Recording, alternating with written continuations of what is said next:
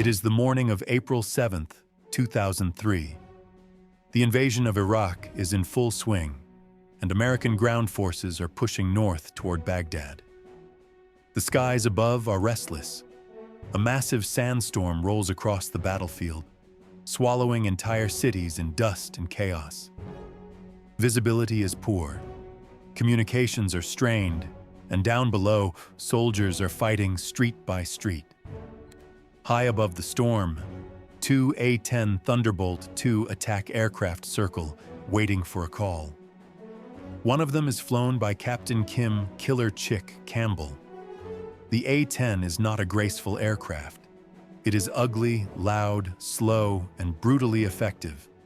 Designed during the Cold War to hunt tanks and survive heavy fire, the Warthog was built around one idea: take punishment and keep flying. Thick armor, redundant systems, manual backups for everything. A flying anvil with a gun attached. Kim Campbell knows this aircraft well. She trusts it. And today, she will need every bit of that trust. The radio crackles through the cockpit.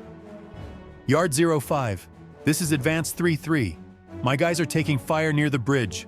RPGs, heavy contact. The voice belongs to Lieutenant John "Coke" Blocher, a forward air controller on the ground. His unit is holding a key bridge north of Baghdad, and Iraqi Republican Guard forces have dug in beneath it, firing directly at American positions.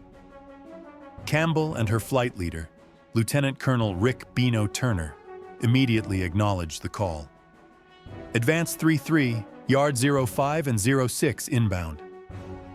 They push the throttles forward and race toward the storm.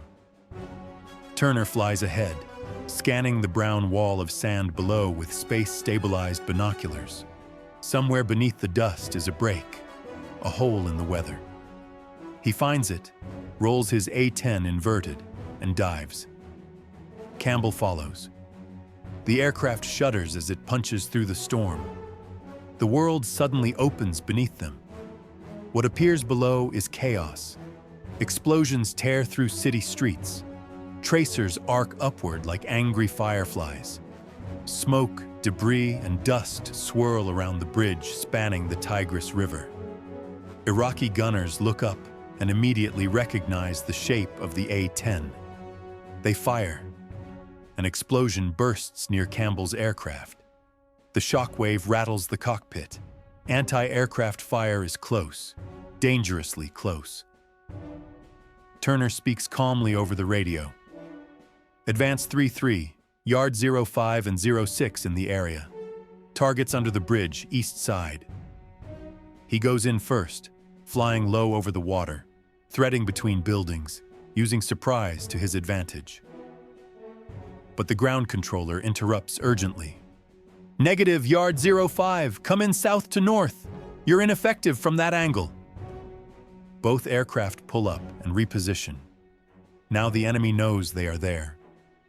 Turner decides to use the GAU-8 Avenger cannon, the massive 30mm rotary gun that defines the A-10. Bombs are too dangerous. Friendly troops and civilians are too close. This will require precision and nerve. Wedge formation. Guns. Campbell slides into position. They descend together, racing toward the bridge. Turner fires first. The cannon roars, sending 70 armor-piercing rounds per second into the concrete beneath the bridge. He pulls up hard. Now it is Campbell's turn. She squeezes the trigger. For 4 seconds, her A-10 unleashes hell. The recoil feels like the aircraft is being dragged backward through the air. Dust and debris erupt beneath the bridge, but it is not enough. Yard 05, no joy, still taking fire? They attack again. Same result. The Republican Guard has chosen their position well. Protected by concrete and shadow, they survive each pass. The pilots switch tactics. Hydra rockets. Unguided, fast, and dangerous to use at low altitude. Turner makes the first run. Rockets streak toward the bridge, exploding across its surface. But the enemy remains untouched. Now it is Campbell's turn. She dives in, lining up the reticle beneath the bridge, flying the same path as before. This time, the Iraqis are ready. A man on the ground shoulders a manpad, a heat-seeking missile. He tracks the A-10, waits for the tone, and fires. Campbell launches her rockets and pulls up hard. The missile catches her aircraft near the tail. The explosion is violent. Fire engulfs the cockpit. The aircraft lurches downward, nose dropping toward the city below. "Oh shit! Two got hit! Two got hit!" Hydraulic warning lights flash. Both systems, primary and backup, are gone. Zero pressure. In an instant, the A-10 becomes almost uncontrollable. Campbell has a choice: eject and land in enemy-held Baghdad, or attempt the impossible. "I'm not ejecting over Baghdad." She switches to manual reversion.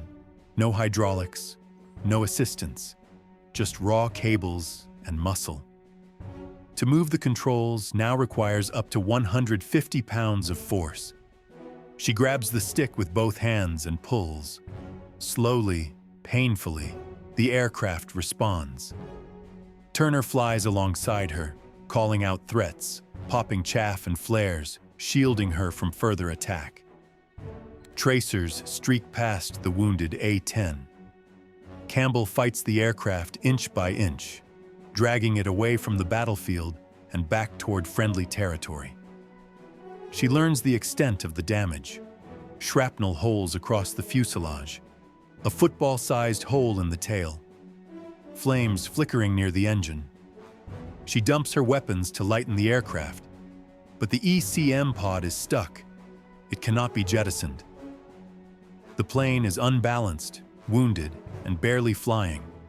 It is a 200-mile journey back to base, an hour of pain, strain, and focus.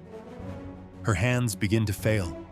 She switches control between arms, gritting her teeth, refusing to let go.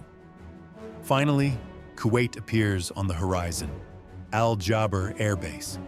She lowers the landing gear manually.